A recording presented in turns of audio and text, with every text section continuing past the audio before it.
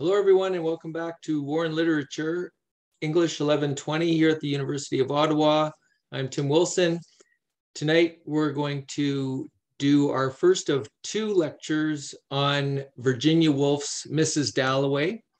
As a way of a background, we already had two lectures that featured Mrs. Dalloway as a way of contextualizing Mrs. Dalloway. We looked first of all at World War I and its relationship to literary modernism. And then we had a lecture more particularly on an introduction to modernism and the aesthetics of modernism in literature with some reference to the visual arts. And we talked about, in particular, the fragmentary nature of the literary narrative that we see in modernism.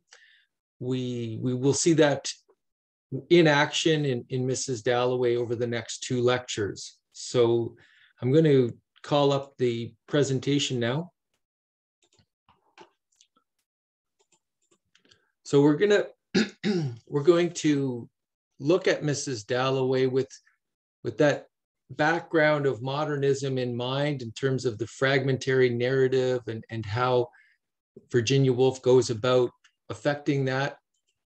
But we're also going to keep in mind, too, the theme of the course, war and literature, and we're going to see how that's a way for her to really explore this theme of war and trauma. So we'll keep that in mind as well.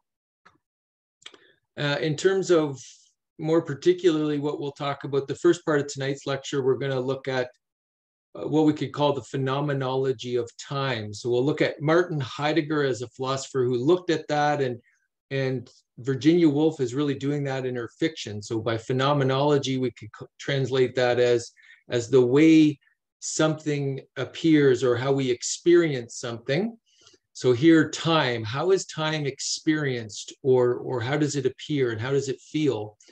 Then we'll talk about narration and temporality in Mrs. Dalloway, and how does Woolf play with these concepts of time, and how does Woolf, let's say, explore this type of trying to convey the phenomenology of time.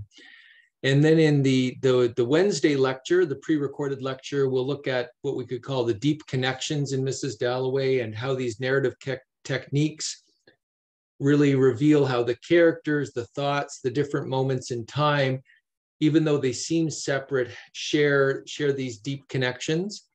And then we're going to look specifically at this theme of war and trauma and show how many of the characters, many of the interactions are scarred by moments of the war that had happened years earlier. So in terms of starting off a context or the background of Virginia Woolf, the author, like her contemporaries, D.H. Lawrence and James Joyce, her fiction often focuses on the figure of the artist or writer. And this is really a post-romantic, and when I say romantic, I mean romanticism, the aesthetic movement of the early 19th century. It's a post-romantic emphasis on the figure of the artist that especially these modernist authors in the early 20th century really picked up on. Known for her experimentations in style, including stream of consciousness. I've alluded to it in the previous background lectures to Woolf on modernism and on World War I. And we'll look at the technique of it a bit today in the lecture, the stream of consciousness, okay? And herself, personally, she lived through periods of intense depression. She had several losses of family members at a young age, and went through, as I said, intense periods of depression throughout her life. Let's say debilitating depression, where you can't do anything, and eventually took her own life. So a sad story, especially if you think about how productive and dynamic Woolf was in her relatively short time span, and we could think about what other great work she could have produced. So the first topic I wanted to talk about very briefly is this notion of the phenomenology, the experience of time, and we'll look at how Martin Heidegger just tries to describe this in his own phenomenological work. So why do we want to talk about that? Well, time, it seems, becomes an important thematic for questioning, we could say, in the early 20th century. So we have the theory of relativity. Henri Bergson is this philosopher who has a different, let's say, way of thinking about time. We've got Heidegger, as I mentioned. Also, modernist aesthetics. So a famous novel by Proust is Remembrance of Things Past. It's really all about trying to think about how do we relate to the past, how do we relate to temporality, and as we'll see, this is also at work in Woolf. And so why is it's this strange thing? I don't have an answer to that question, but really in the first 2 decades, all of this is happening within the space of a generation. So let's say a couple of decades of the 20th century, we have natural philosophers making advances in rethinking time, Einstein's relativity. We have philosophers thinking of new ways of trying to articulate time. We have artists and writers who are trying to think of new ways of representing time. So Heidegger is one of these, and he attempts to see the belonging together, we could say, of being and time as disclosed, or as it arises in human temporal experience. So time for Heidegger is not primarily a series of now points. So if we look at those timelines, and I myself am guilty of doing these for our course here, so we can try to visualize these things. But timelines always are. It's a nice, neat linear line with series of points that demarcate various moments, temporal moments in the past, present, future, let us say.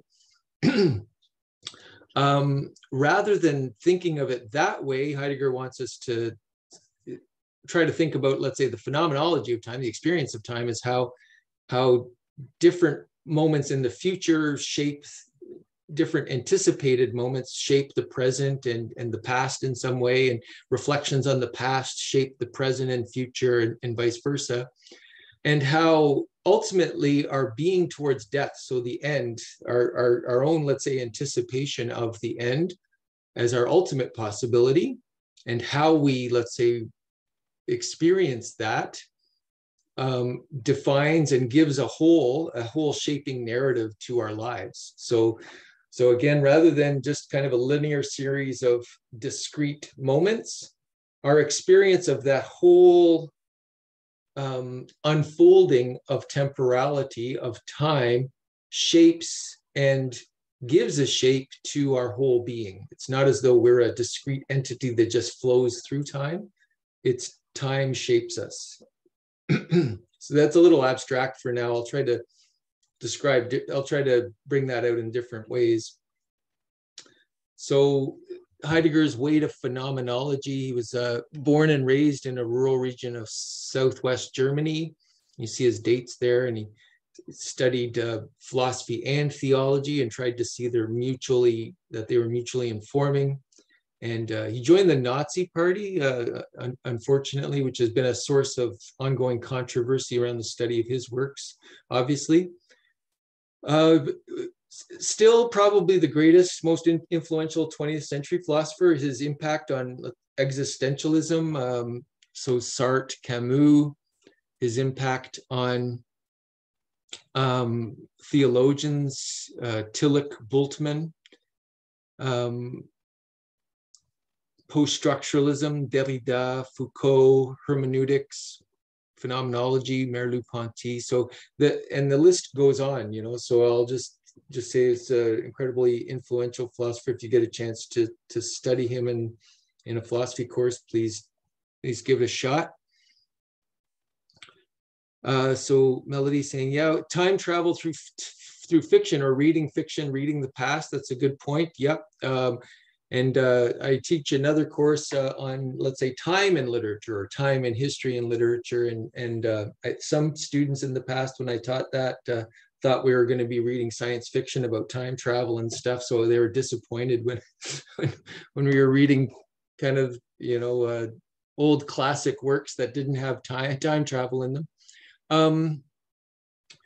So in this essay, My Way to Phenomenology, written in 1963, Heidegger gave kind of a sketch of how his influences, and one was this character named Franz Brentano, a late 19th century thinker whose work on the manifold meaning of being, according to Aristotle, influenced Heidegger. And then the other probably most important influence was Husserl's logical investigation. And Husserl's really the father or the creator of this method of phenomenology. So Brentano provided him with the basic problem of being, that we have to think about how things exist or are. And then Husserl provided, let's say, a methodology or a way of accessing that question. So things can be in different ways, is Brentano's point of departure. And then Heidegger picks up from Husserl, well, maybe we can use phenomenology as a mode of access to the different ways in which things can be. And we'll try to give a couple of concrete examples of that. I know this is fairly abstract for the moment. So really, phenomenology is this kind of study of the structures of how we experience the world, the study of things, of how they appear to us. And Husserl's point of departure was to combat psychologism. So the assertion that logic and other axiomatic approaches to the world are reducible to certain mental states and don't refer to any objective structures themselves.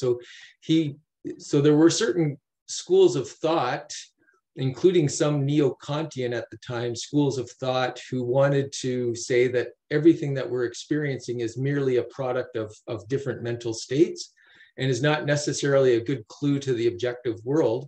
So he wanted to just kind of strip away that and go, as he said, return to the things themselves. Another way he expressed it is to save the phenomena, like, i.e. save the things. Like, are these just figments of our imagination, or are these things themselves? So for one example, for some reason, I always think of this as my own example of phenomenology, is think of eating a banana. Not that I love bananas. I don't know why this keeps coming up.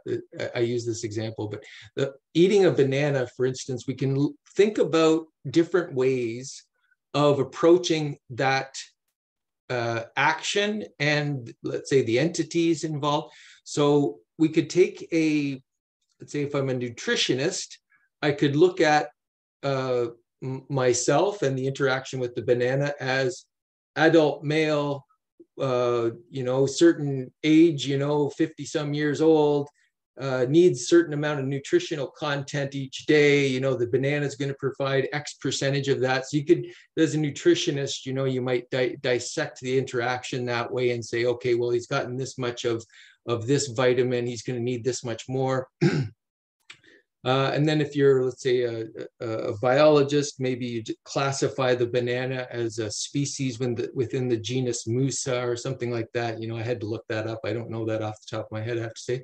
So those would be different, let's say, abstract theoretical approaches to the entities. So they're and one of Heidegger's key points is in some ways, when we take that, let's say, abstract scientific approach to it, we think we're getting closer to the truth of the phenomenon. But in a way, his point is it's derivative of and abstracts us from the actual experience. So maybe the experience is, particular flavors. Maybe it's the context of a ritual, or as I say here, a lack of ritual. Often, I eat the banana quickly between meetings. It's one of those quick snacks you can eat really quickly, and rush off to the next meeting. So that's a context of haste, let's say, as opposed to another meal that is a context of ritual. So these are the types of things that, let's say, a phenomenologist might take into account. is those contexts of the relations, the experience, as I said, the ritual, and how the banana arises or doesn't arise in that type of context. And we have another comment here. We don't like bananas either. So yesterday, my mom and I fried bananas. So that's a good experience of frying the bananas. It could be dissected sociologically. That's a good point. So fried bananas, yep. Or roasted them. They're like little chips. Yep, good stuff. So the way in which the banana arises in those different contexts can change, not just because of the mental structure. So that's kind of, let's say, Husserl Heidegger's point of, it's not as though we're just taking a different lens on it and it's just in my mind. It's part of the way it arises in a world. So there's something in the objects themselves that has changed it. It's not as though it's just a matter of I'm thinking about it differently, although that's part of it, right? So we bring ourselves to the equation and we're part of the equation, but there's also something in the world that's interacting with us. So, as I said, Heidegger will try to articulate this most fully in his work, Being in Time, in 1927.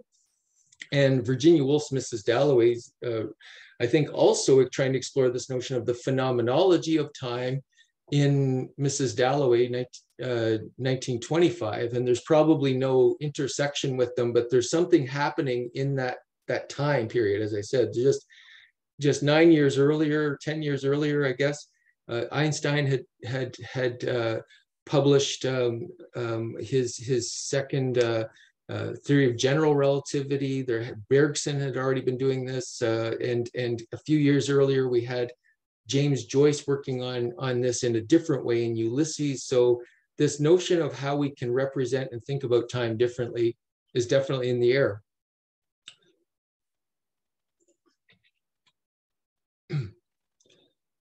So again, the phenomenological approach would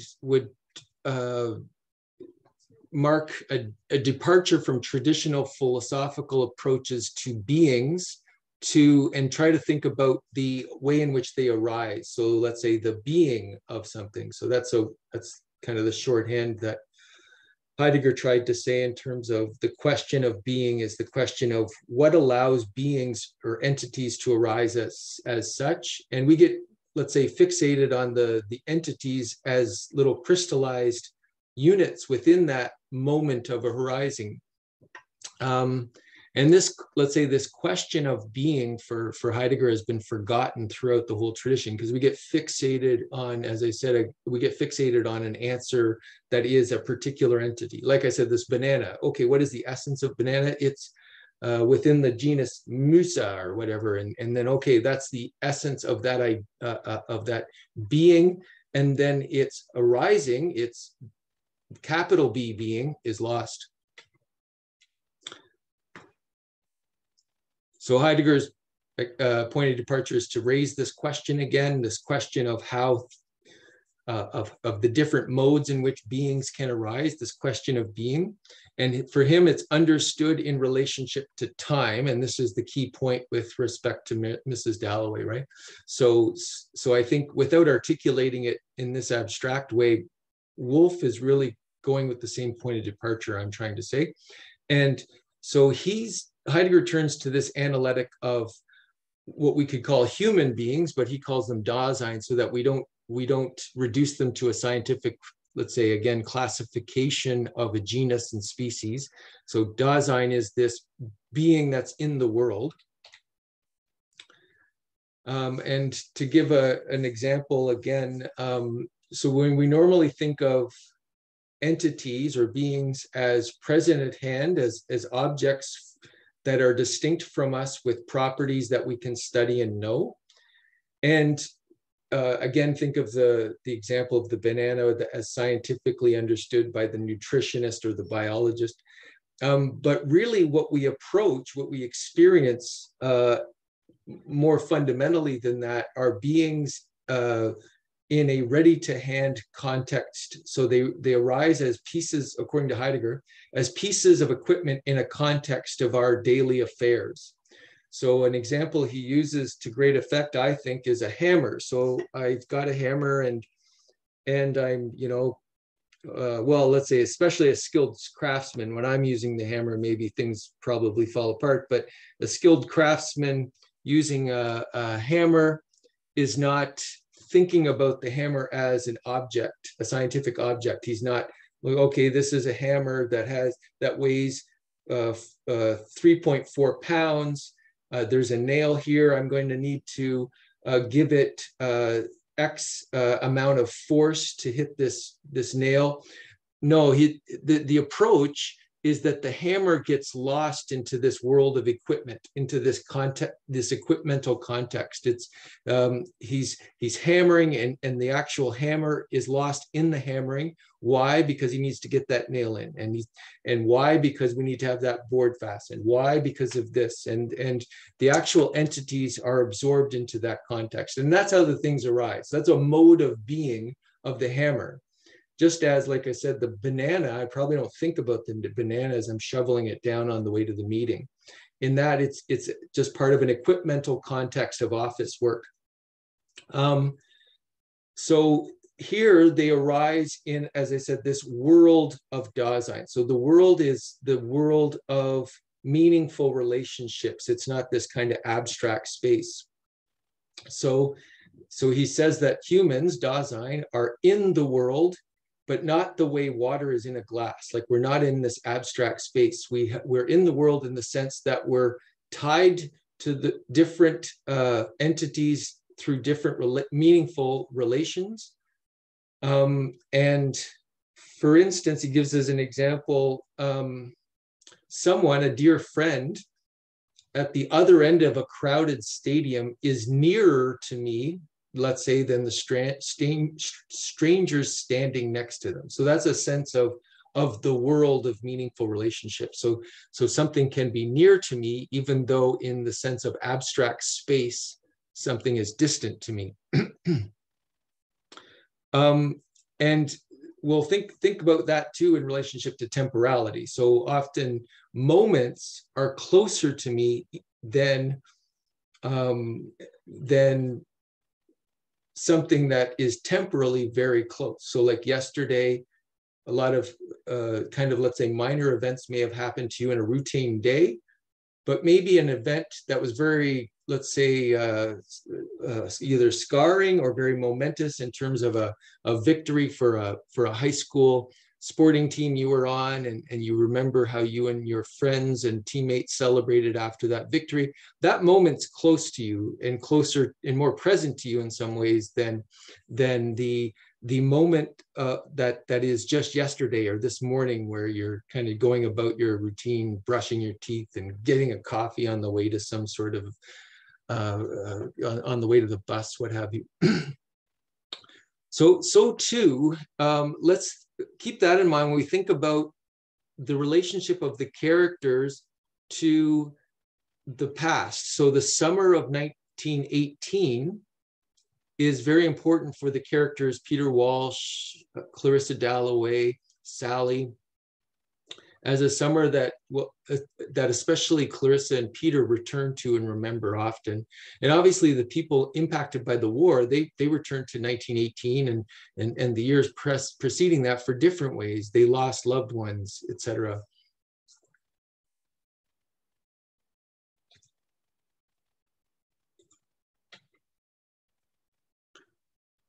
So I'll go over this quickly, and if we don't get this, it's not important. But so there's these modes of being and modes of temporality, and for Heidegger, each one is kind of progressively more derivative. So as I said, the originary temporality is how I live my life, is I'm going from moment, I think ahead, I think in the past, and each is informing the other. And then if I'm in an equipmental context, if I'm working and beings are lost in that kind of, I'm doing this in order to do that, there's a certain world time, he calls it, to that. Things are not separated into distinct objects or anything like that, but there is a certain sort of temporality to that. And then, for instance, if the hammer, if something, let's say the nail breaks or the hammer, there's a problem with the handle, all of a sudden it presents itself to me as a present at hand object. It's not ready to hand, it's not useful, and it's not lost in the equipmental context. I'm looking at it as an object that's broken, and I'm trying to identify it, and I'm okay. And then it becomes a present to hand object of study, so to speak. And then I can think about, well, I bought it yesterday. And then it starts to enter that kind of timeline existence of a discrete entity with, okay, I got it in 1999, so it's over 20 years old. So maybe it's time to buy a new hammer in 2022. And do I still know whatever? I don't know. I kind of lost the thread of that example, but all that to say, when it arises as this present to hand object, it's only then as this distinct object of study, then it gets absorbed into that kind of ordinary sense of time as a series of now points through which distinct objects flow. And as I said, being towards death is this important theme that this kind of originary temporality of Dasein really structures that whole thing. And I confront my own end. If I do that authentically, according to Heidegger, that's where I can become a whole. I see the end to which things are progressing. I can, let's say, face that and still affirm, let's say, this moment, and not, let's say, deny it or not try to evade it with some sort of platitude like everything will be okay, don't worry, you won't die tomorrow, and all that kind of thing. What seems interesting to me in relation to our first work, Homer's Iliad, is how it returns to the classical themes of mortality, this thinking about being towards death. And we see that in Woolf's Mrs. Dalloway as well. We'll see that in the next lecture, what we could call Clarissa's being towards death, how she's defining herself in some ways in her anticipation of an end, of death. So let's look at how some of these themes work out in the novel. So I talked about stream of consciousness, and that'll be one of, let's say, the key technique for the novelist, and especially Woolf, to try to represent in novel form the phenomenology of a situation, how things are experienced. So Woolf theorized this shift to stream of consciousness in narrative, and early in her essay, she wrote also a number of great prose works. People may know, and I'm citing one here, Modern Fiction, but of course, Room of One's Own, kind of an early 20th century feminist manifesto, which is well worth the read. Still a classic of that genre, as well as a number of other literary critical type essays. So this one's a very interesting essay, Modern Fiction, where early on, and again, note in 1921, this is even before Joyce's Ulysses was published, she says, "Let us record the atoms as they fall upon the mind in the order in which they fall, however disconnected and incoherent in appearance, which each sight or incident scores upon the consciousness." So it's interesting in a number of ways, this way of articulating it, because it's a way of, I think for Woolf, it's a way of, let's say, almost being more scientific about experience. I think thus the reference to, let's say, record the atoms, the semi-scientific language, and how how these different incidents score or create marks on consciousness as they fall in disconnected form. So in this stream of consciousness narration, thought is fluid and associative rather than clearly distinguished, clearly structured, logical, You know how how in our essays I always said, make those logical connections, right? And we talked about some conjunctive adverbs such as and in this way, and those types of coordinating conjunctions, and those are ways in which, or tricks for taking disparate ideas, disparate images, and showing how you want to connect them and bring them together. And that's normally what narrative does. The narrator in Homer's Iliad is not leaving you guessing in terms of who's speaking next, or when they're describing someone killing someone else, or how that's like a flower in an epic simile. We're not left guessing in terms of where this flower is, or these types of things. What we get in modernist literature, on the other hand, is this type of fluid and associative narrative that will make leaps without drawing the connection. So we're not necessarily sure if this is the different object we're talking about. Is this the thought of a different character?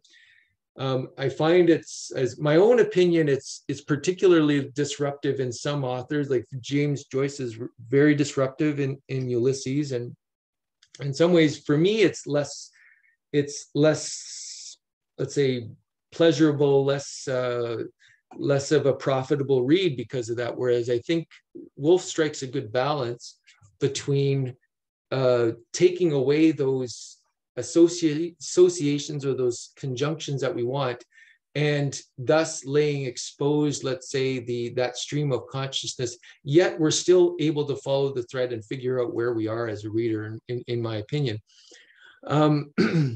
So as I said, by doing so, we're getting more of a genuine, according to the modernists, right?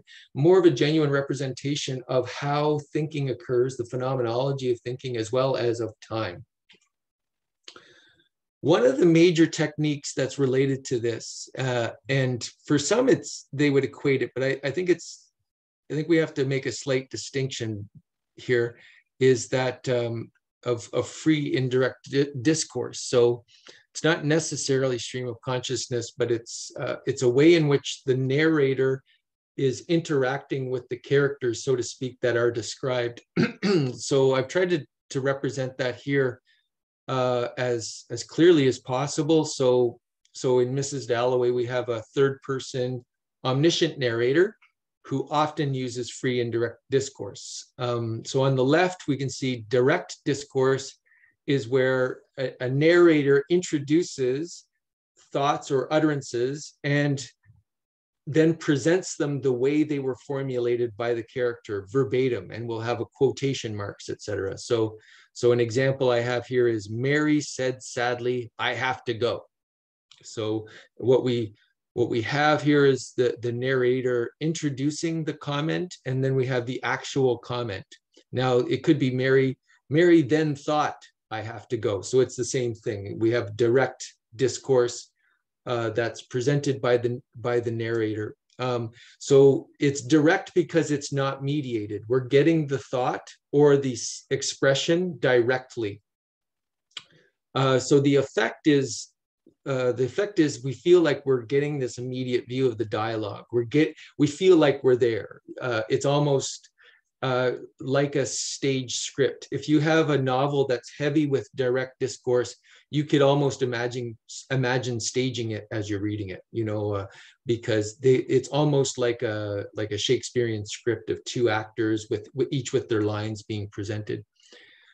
And then indirect discourse is the character's thoughts or utterances are integrated into the narrator. So there's the narrator's has mediated the thought. So the example here is, Mary said sadly that she had to go. So rather than she said sadly, quote, I have to go, she said sadly that she had to go. So here again, the effect is the narrators has mediated this, and the thoughts and let's say the dialogue of the characters are not necessarily totally immediate to us, yet they're there, right? We know what the narrators said, we know what the characters have said. In free indirect discourse, we we have the two discursive moments, the narrator and the character, and they blend together. So an example I have here is, Mary was sad, I have to go. So is that the narrator saying that? Is that the thought of Mary? And then the boundary of the narrator and the thoughts and utterances of the character, the effect is that they seem to be erased somewhat.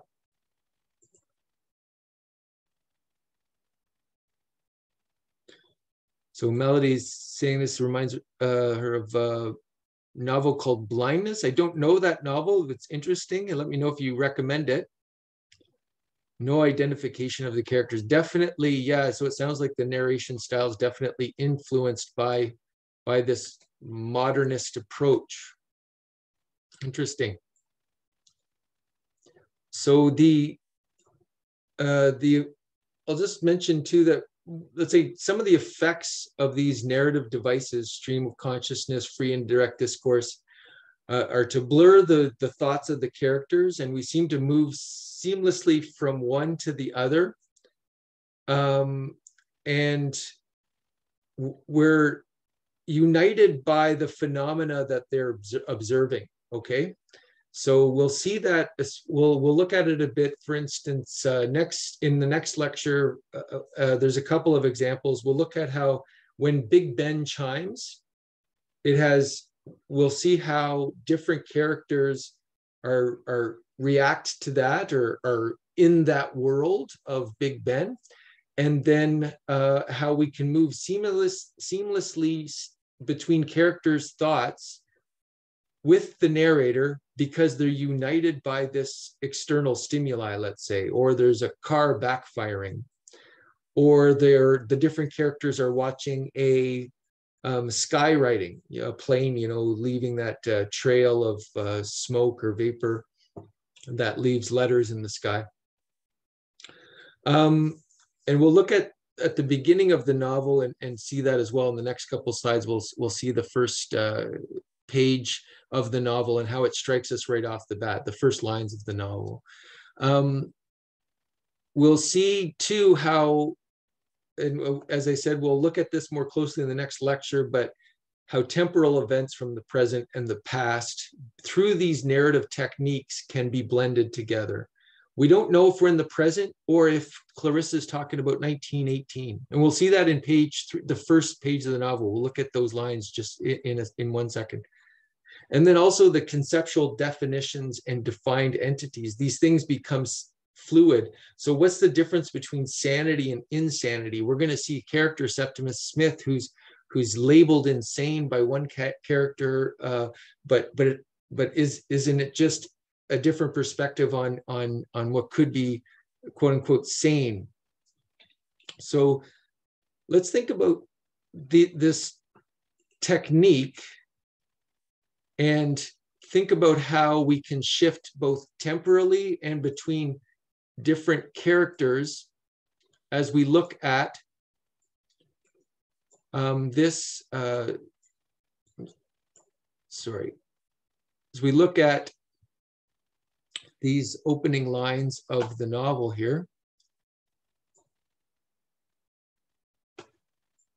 This is, as I said, the opening lines, the first lines of Mrs. Dalloway, page 3 on the PDF that I've linked for you there. Mrs. Dalloway said she would buy the flowers herself, for Lucy had her work cut out for her. The doors would be taken off their hinges. Rumpelmeyer's men were coming, and then, thought Clarissa Dalloway, what a morning, fresh as if issued to children on a beach. So it's not exactly clear, for instance. And then, thought Mrs. Clarissa Dalloway, and then, after Rumpelmeyer's men would come to take off the hinges, right? They're going to take the doors off the hinges because they're having a big party. So first line is, Mrs. Dalloway said she'd get the flowers herself because she's getting the flowers for this party that's happening that night. For Lucy, this servant of some sort that she has at the home, had her work cut out for her, and the doors would be taken off the hinges. Rumpelmeyer's men were coming, and then, thought Clarissa Dalloway, what a morning.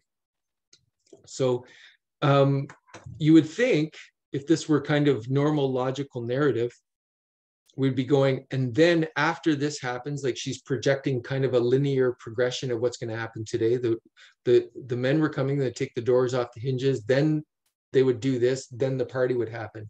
No, and then thought Clarissa Dalloway, what a morning.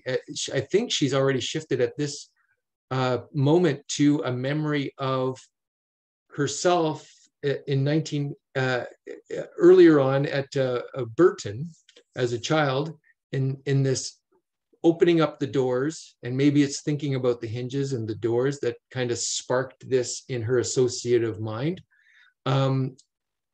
She's thinking about this summer at Burton with her friends when they were younger. What a lark, what a plunge. For so it had always seemed to her when, with a squeak of the hinges, see, that seems to be the association that sparks one thought to the other, which she could hear now, she had burst open the French windows and plunged at Burton into the open air. How fresh, how calm, stiller than this, of course, the air was in the early morning. Like the flap of a wave, the kiss of a wave, chill and sharp, and yet, for a girl of 18, as she was then, was solemn, feeling as she did, standing there at the open window, that something awful was about to happen. Standing and looking into Peter Walsh, said, musing upon the vegetables, was that it? I prefer men to cauliflowers, was that it? He must have said it at breakfast one morning when she had gone out to onto the terrace. So these are memories of things that Peter Walsh, her friend that she's going to encounter later in the present, 1923, said to her at Burton. He would be back from India one of these days, June or July. She forgot which, for his letters were awfully dull. It was his sayings one remembered, his eyes, his pocket knife, his smile, his grumpiness, and when millions of things had utterly vanished, how strange it was, a few sayings like this about cabbages. She stiffened a little on the curb, waiting for Dirtnell's van to pass. A charming woman, Scope Purvis thought her, knowing her as one does know people who live next door to one in Westminster, a touch of the bird about her, of the jay, blue-green, light, vivacious, though she was over 50 and grown very white since her illness. There she perched, never seeing him, waiting to cross, very upright. So we've passed from her musing. So she's out in the street in London in 1923. She's musing about something that happened over 30 years ago, when she was 18 years old at Burton in the summer. She's musing about that because she had thought about hinges, I guess. And then we go from these musings in this paragraph to she stiffened a little on the curb. Now, is this the thought of the narrator? Is this the narrator giving us a description? Well, it would seem so, but it could also be, as what we get next is the thought of a different character. So a charming woman, Scope Purvis thought her. So she's walking out on the street, and we have now entered the mind, the thoughts of another character, and this kind of flow from narrator to Clarissa, from Clarissa to narrator / to Scope Purvis has become somewhat fluid. We're not exactly sure in each case which phrase belongs to the narrator or Scope Purvis, which belongs to Clarissa. The final note I want to make here is this note about the condensation of story time in modernist fiction generally, but also in particular in Mrs. Dalloway, of course. So part of the effect of this, as I mentioned, part of the effect of these narrative techniques of stream of consciousness, of free and direct discourse, is this blurring of the distinctions between various characters, blurring of the distinction between the different concepts, the narrator and the characters, the blurring of the distinction between temporal moments. The other effect is that we end up in terms of story time concentrating down to a few moments, because the whole time in terms of the actual time on the page, like the time spent writing a page of description, is spent describing a fraction of a moment of the thoughts of the character that's being described, because the character is going back into the past. They're not doing anything in the present. They're just it's into their mind, into their reflection, so to speak. So this is an interesting study here. I'll just refer to. It's called "Why Literary Time is Measured in Minutes" by Ted Underwood, a really brilliant literary critic who uses various computational methods to address questions around narrative that have plagued scholars for a while. So one question was, people had kind of noticed that with modernist literature starting in the early 20th century, that it seemed that the stories were getting, in terms of how much story time was elapsing in a novel, was getting shorter. Let's say Ulysses is focusing on one day of action. Mrs. Dalloway, only one day happens in the actual story. So there's this story time is the narrative is the actual plot that unfolds, the action that unfolds in what is told. So if I say a story, a young couple met when they were in their early 20s, they got married, they had several children, grew old together and died. The story there is maybe 60 years long or whatever, in a very short amount of narrative time, i.e. the act of me saying it, or the act of you reading it, if that were written down, probably only took 30 seconds. But in terms of the story that was unfolded in 30 seconds, it was maybe 60 years. So what we see in this diagram is Ted Underwood and his team took several one-page or 250 word or so sections of narration, so that they're consistent in terms of the narrative time, let's say about 1 minute or 2 minutes of narrative time, and how much story time is able to be told in that period of narration. So when the novel was kind of born, say the first novels of Robinson Crusoe, early 18th century, what we see is the average page, or 250 words or so of narration, would probably describe a week or so of action or story. And what we see as this progresses very rapidly down to, and what we see in Mrs. Dalloway, it's about 6 minutes. So the average page describes about 6 minutes of story or action. So this is a logarithmic scale. So this is decreasing quite steeply, and it's quite a big decrease. It's 100-fold compression of from the beginning of the novel to where we see it in the 20th century. And like I said, part of that is due to these techniques of stream of consciousness, of fixating on every atom, as Woolf said, as it strikes consciousness. And part of it, I think, is we don't believe as much in the types of narratives, what we could call grand narratives, that bring together a lot of disparate events and people and actions, and that we can bring together into a kind of grand cosmic sweep.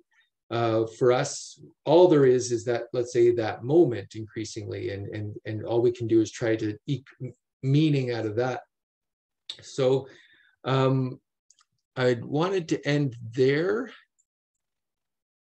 So what I'll do is I'll just close by saying I hope everyone has a chance to get into the novel, have started reading it. It is an excellent novel. I hope this lecture and the other ones have given you good background to it. In the next lecture, as I said, we'll be looking at how these narrative techniques that we've talked about are able to reveal deep connections among the characters and the thematics and the temporal moments. And we'll also look at war and trauma, and how war is one of those past experiences that ends up recurring and continuing to leave lasting effects on the characters in the novel. So you'll see that in the Wednesday lecture, which is already recorded. So all the best, everyone. Thank you.